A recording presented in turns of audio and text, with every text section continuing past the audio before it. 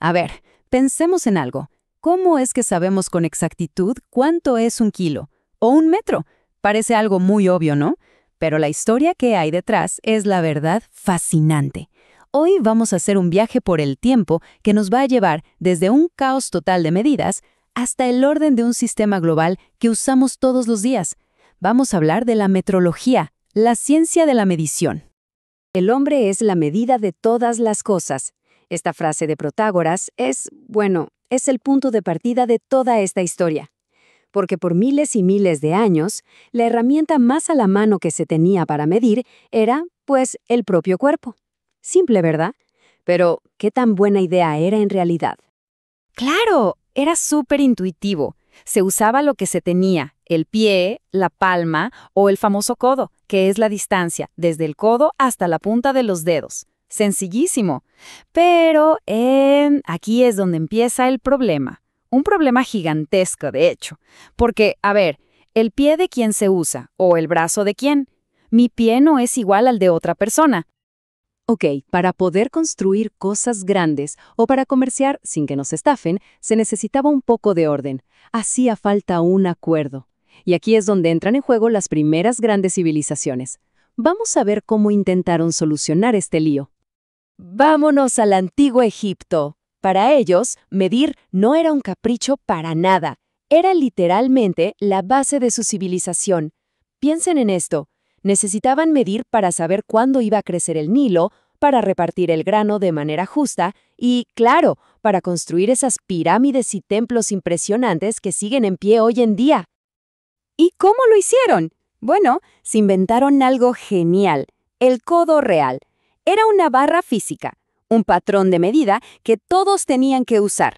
Así se aseguraban de que todo fuera consistente, ya sea para construir un templo o para vender tela en el mercado. Una solución brillante. Pero ojo, esto no fue solo cosa de los egipcios. Esta idea de que estandarizar las medidas era una forma de unificar y de tener el control, se repitió en otras partes del mundo. Es un patrón que vamos a ver una y otra vez en los grandes imperios. Miren, por ejemplo, en China, el emperador Qin Shi Huang no solo unificó pesos y medidas, unificó hasta el ancho de los ejes de los carros. Y en Roma, intentaron hacer lo mismo en su gigantesco imperio, con la moneda, las distancias. El punto es que un sistema único de medidas era sinónimo de un imperio fuerte. El problema, claro, es que cuando esos imperios cayeron, todo ese orden se vino abajo con ellos. ¿Y con la caída de Roma, qué pasó? El caos. Europa se hizo pedazos y cada pedacito empezó a medir las cosas a su manera. El resultado fue un desastre. Sistemas locales súper inconsistentes y, lo que es peor, muchas veces injustos. Imaginen un mundo con poco comercio, con invasiones a cada rato. Europa se llenó de miles de sistemas de medición locales. O sea, era el paraíso para la confusión y, por supuesto, para el fraude. Comprar o vender cualquier cosa era una lotería.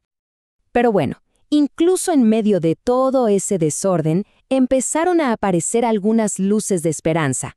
Personajes como Carlomagno intentaron, sin mucho éxito, poner orden. Y luego, un documento clave, la Carta Magna de 1215. Ahí, por escrito, se pedía algo revolucionario para la época. Una sola medida para el vino, la cerveza y el grano en toda Inglaterra. Era una primera semilla de orden. Ahora viene lo interesante, porque esta idea de tener una sola medida dejó de ser un asunto de comerciantes y se convirtió en un verdadero grito de guerra, en una demanda revolucionaria por una sociedad completamente nueva. Nos vamos a la Revolución Francesa. El lema era claro: un rey, una ley, un peso y una medida. Los viejos sistemas, que dependían del capricho de un noble o del rey, se veían como un símbolo de la tiranía que querían derrocar. La solución no podía venir de un rey, tenía que venir de algo universal, la razón. Y de esta revolución de las ideas nació el sistema métrico. Y su corazón, el metro, se definió de una forma totalmente nueva. Ya no iba a ser el largo del brazo de un rey, no. Iba a ser una 10.000.000ª parte de la distancia del Polo Norte al Ecuador, algo que le pertenece a todo el mundo, basado en el planeta mismo, una idea radical. Claro que una cosa es tener la idea y otra muy distinta es hacerlo. Medir un pedazo del planeta no era nada fácil. Para poder calcular ese metro, dos astrónomos, Delambre y Messiaen, se lanzaron a una misión que fue una verdadera odisea. Les tomó 7 años, 7 años midiendo, con una precisión increíble, la distancia desde Dunkerque, en Francia, hasta Barcelona. Ok, la idea nació en Francia, en medio de una revolución, pero estaba claro que no se iba a quedar ahí. Estaba destinada a algo mucho más grande. Veamos cómo esta idea se convirtió poco a poco en el idioma universal que todos usamos para medir. El momento clave, el punto de no retorno, fue en 1875. En París, 17 países firmaron la Convención del Metro. Eso lo cambió todo. A partir de ahí, se crearon los patrones internacionales para el metro y el kilo. Luego, en 1960, nació oficialmente el Sistema Internacional de Unidades, el famoso SI que usamos hoy, y no ha parado de mejorar. De hecho, hace muy poquito, en 2019, se redefinieron varias unidades, pero esta vez basándose en constantes fundamentales de la física, cada vez más preciso. ¿Y cómo funciona todo esto para que se mantenga igual en todo el mundo? Bueno, es una estructura súper bien pensada. Imaginen una pirámide. En la cima está la CGPM, que es donde los países miembros se ponen de acuerdo y toman las grandes decisiones. Debajo está el CIPM, un comité de expertos que se encarga de la parte científica y de que todo se implemente bien. Y en la base, pero súper importante, está el BPM, que es como el laboratorio central del mundo, donde se coordinan las mediciones y se guardan los patrones. Este sistema es la razón por la que un kilo en México es exactamente el mismo kilo en Japón. Ok, hemos viajado por siglos de historia. Pero, ¿y todo esto para qué?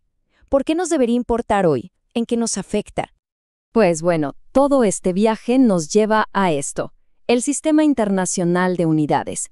Es una estructura elegantísima. Todo, absolutamente todo lo que medimos, se basa en solo 7 unidades fundamentales. El metro, el kilogramo, el segundo, el amperio, el kelvin, el mol y la candela. A partir de estas 7, construimos todo lo demás. Y este sistema está en todas partes. Es como el sistema operativo invisible de nuestro mundo. Está en la ciencia de punta, haciendo posibles los experimentos más complejos. Está en la industria, asegurando que cada pieza de un carro o de un avión encaje a la perfección. Imagínense. Y está en nuestro día a día, en lo que se conoce como metrología legal. Es lo que nos protege y garantiza que cuando vamos a la gasolinera o pesamos la fruta en el súper, la medida sea la correcta. Al final, la historia de la medición es la historia del progreso humano, de cómo pasamos del caos al orden, de cómo siempre hemos buscado ser más y más precisos para poder entender mejor el universo y para construir tecnologías que antes eran impensables.